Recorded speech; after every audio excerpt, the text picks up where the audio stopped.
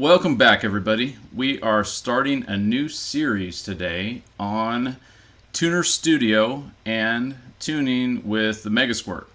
And so the previous videos that we had on building the Megasquirt were kind of specific to the Miata, not completely, but pretty specific. But these are very much applicable to most cars that you're going to have. So I'm going to be talking about a few nuances for Miatas. So if you're a Miata boy or girl, then definitely this is for you. Otherwise, it also applies to most vehicles. So we're going to be working at the desk today, and I think that you should do the same to start off with. It gets you familiarized with the screens and stuff in Tuner Studio, of which there are a lot. Obviously, there's a lot of tabs and everything going on, so that can be overwhelming at first. So that's where we're going to start. Now, at this point, you should have already connected up your ECU, the Megasquirt, to your car, calibrated the sensors, which is up here, set the base timing, and your ignition settings should now be under use table. So when we set the ignition timing to begin with, we said use fix, but now it should be use table. And check out the video for the first start, and that will tell you everything you need to know about the basic settings first before you even start the car. All right, so what I want to do is first start off with kind of an intro to what is happening in Tuner Studio and what you have control over in the car.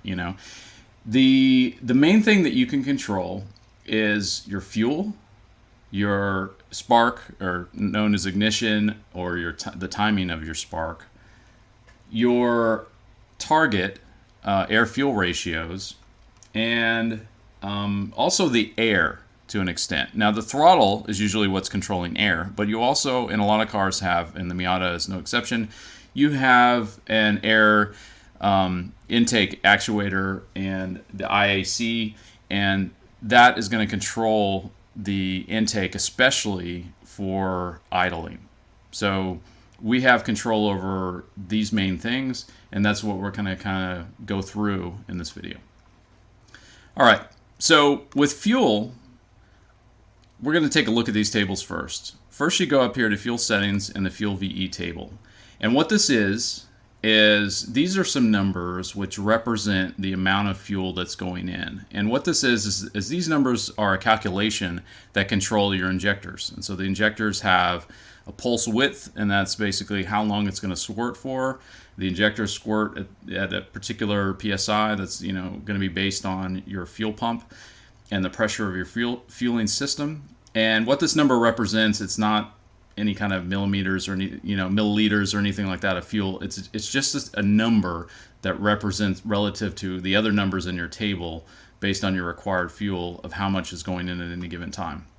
So over here in these cells, you're down here at idle, and this is going to be the area that we're going to be concentrating on to begin with. Other places, when you're in cruise, you're going to be kind of along here. And when you're at higher load, this axis represents your when your foot is all the way down, basically. And up here is going to be red line. Now, you're going to stop here if you're naturally aspirated. 100 is going to be your max. And the reason we have 99 and 110 is so that it can interpolate a little bit depending on the actual air pressure that you may be at. And if you're at sea level, that's one thing. If you're at higher altitude, it might be slightly different. So we just kind of interpolate here so you cover all your bases.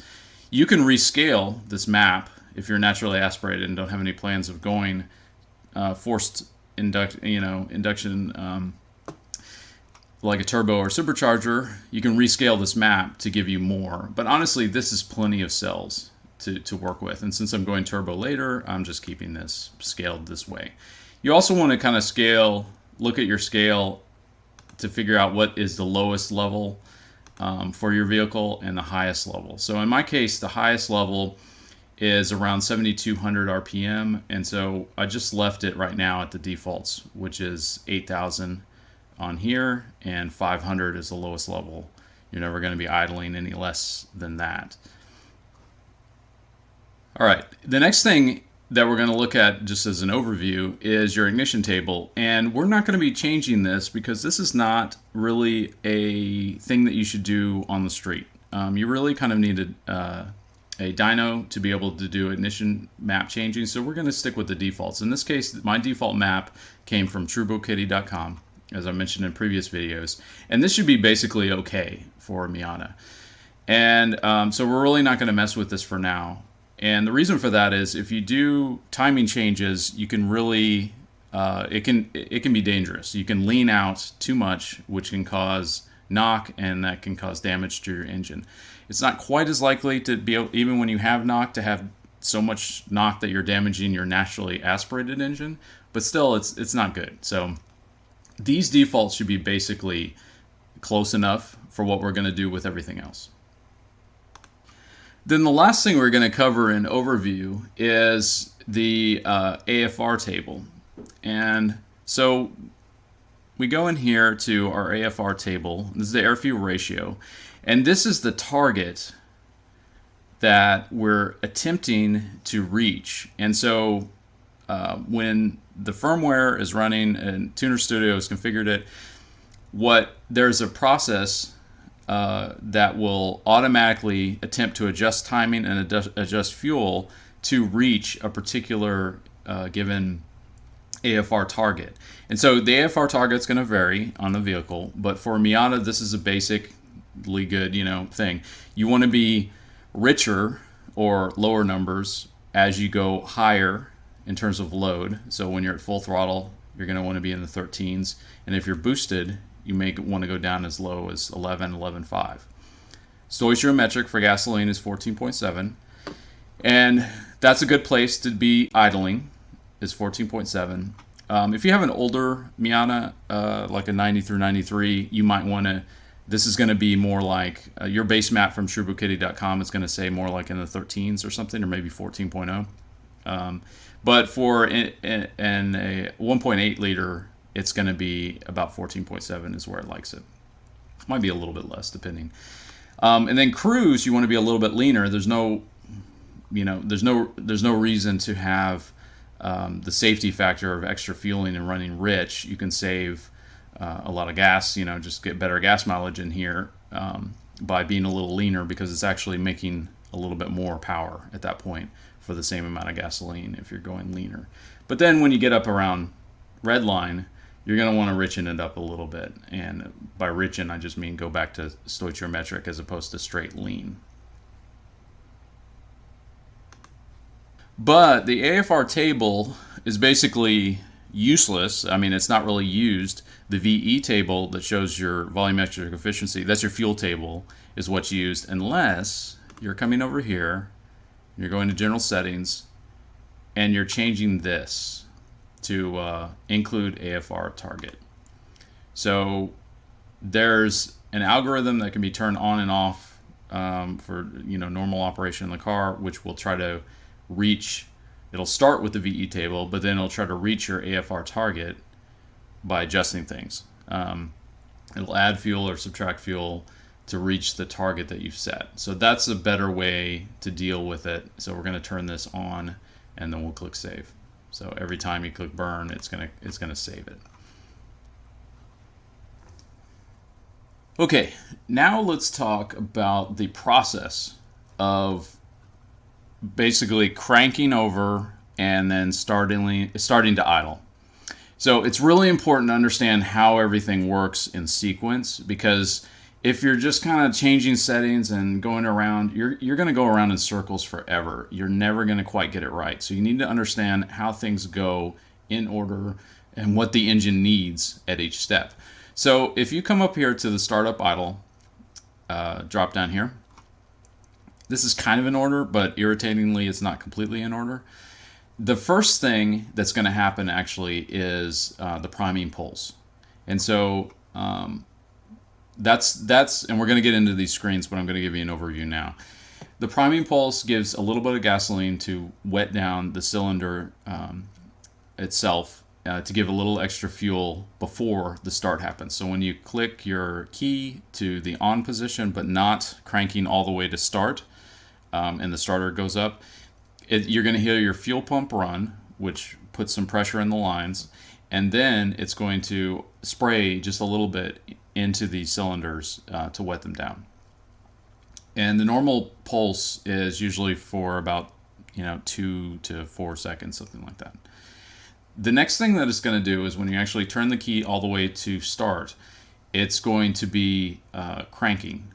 And so during cranking, it usually requires some extra fueling to make sure that the engine catches, or starts. And then once it reaches a certain RPM for a certain amount of time, that's when cranking is considered over, and you can basically hear it, and you're the one letting off on the key in terms of how it's being held to the on position. After cranking ends, you have a period of time which is very short called after start enrichment. So that's like a little bit extra fuel that lasts only for a certain number of engine cycles. And this is quick. It's over within a half a second to maybe at most 3 seconds. And we'll talk about how to configure that and how the timing works. This is the taper of how long it should last. When the engine is very cold and it's in the winter time, then you may need the after start enrichment to taper for be a little bit longer, and then taper down to say like a half a second or a second. But we'll get into those screens. And then at the same time, and this is key, warm-up enrichment begins. So after cranking, both of these things are applied. After start enrichment and warm-up enrichment both happen at the same time. So you have to keep that in mind, that at the very beginning, you've got both of these going. Now, after start enrichment is going to end quickly, but warm-up enrichment is going to continue. Warm-up enrichment continues until the engine is warmed up to the operating temperature, which on the Miata, it's rated at 180 degrees Fahrenheit. So your warm-up enrichment is going to continue on for a fair amount of time, a number of minutes usually, from a cold start. It may take 5 minutes or so to warm up to that temperature. All right, and then once we've gone through that, we're going to go through the idle control and basically how your closed loop idle works. And there's two different ways of dealing with this. Dealing with your idle settings, you can have it set to open loop instead of closed loop and tune it that way. But honestly, I kind of skip that just because when you're in when you have it set to open loop, you're basically you're tuning in a completely different way, and eventually you're going to be wanting to go to closed loop anyway. So it ends up being kind of a waste of time, in my opinion. So you can just start with closed loop tuning if you go through the process and kind of understand how everything goes together.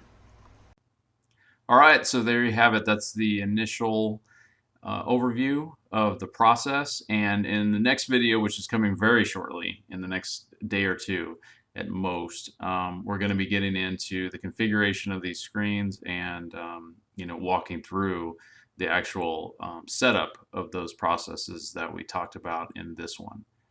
So stay tuned for that, and I'll see you in the next one. Thanks, everybody.